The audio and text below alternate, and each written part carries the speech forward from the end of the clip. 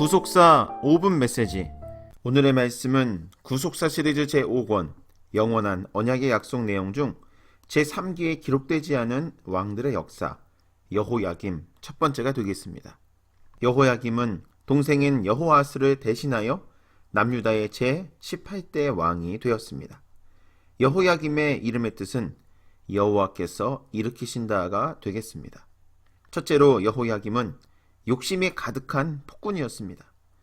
여호아스를 갈고리로 꿰어 애굽으로 잡아간 애굽 왕 바로는 여호야김을 왕으로 앉히고 유다로 하여금 은과 금을 벌금으로 바치게 하였습니다. 그러자 여호야김은 국민들에게 액수를 정하여 은금을 늑봉하였다고 열왕기하 23장 35절에서는 증거하고 있습니다. 여기 늑봉이란 히브리어 나가스라는 단어로서 이것은 돈을 억지로 받아내다, 강요하다, 압박하다, 괴롭히다, 폭정을 가하다 라는 뜻이 되겠습니다. 여호야김은 세금을 징수하기 위해 백성들을 강압적으로 통치한 것입니다.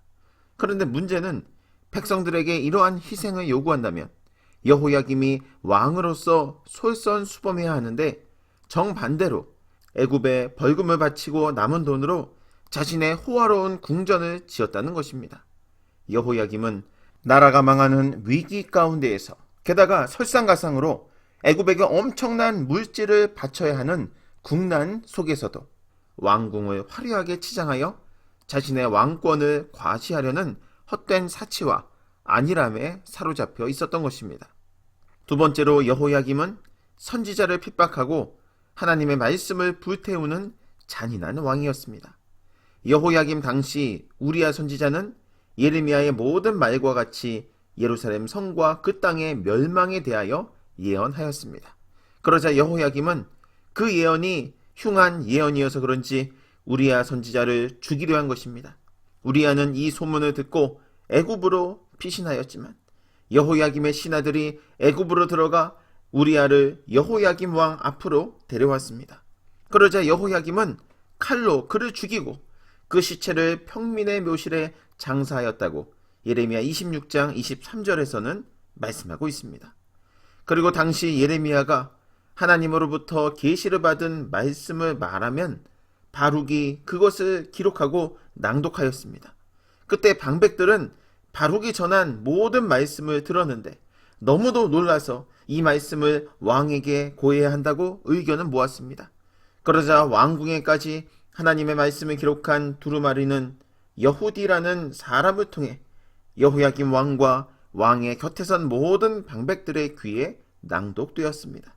그런데 여호야김 왕은 그 하나님의 말씀을 듣고도 회개하지 않고 여후디가 3편, 4편을 낭독하면 왕이 소도, 즉 작은 칼로 그것을 연하여 베어서 화롯불에 던져 태우는 잔인한 짓을 하였던 것입니다. 여호야김은 하나님께서 보내신 선지자를 핍박하여 죽이고 하나님의 말씀이 기록된 두루마리를 불태움으로 하나님께 도전하는 행동을 하였던 것입니다. 그러나 하나님께 도전하는 사람은 반드시 패망하게 된다고 성경은 증거하고 있습니다. 잠언서 13장 13절 말씀 볼 때 말씀을 멸시하는 자는 패망을 이루고 계명을 두려워하는 자는 상을 얻느니라 이렇게 말씀하고 있습니다. 사랑하는 성도 여러분, 여호야김이 두루마리 곧 바룩이 예레미야의 구전을 기록한 말씀을 불살랐지만 후에 하나님의 말씀이 다시 예레미야에게 임하였고 불살은 첫 두루마리에 있던 모든 말씀이 다 기록되었으며 그 외에도 더 많이 기록되었다고 예레미야 36장 27절과 28절 그리고 32절에서는 증거하고 있습니다. 이처럼 사람이 하나님의 말씀을 아무리 태우고 없애도 그 말씀은 결코 없어지지 않는 것입니다. 오히려 하나님께서는 처음보다 더 많은 말씀을 주시는 것입니다. 오늘도 결코 없어지지 않는 하나님의 말씀을 붙잡음으로 마침내 최후 승리의 영광과 큰 상급을 받는 저와 여러분 모두가 되시길 주님의 이름으로 축원합니다.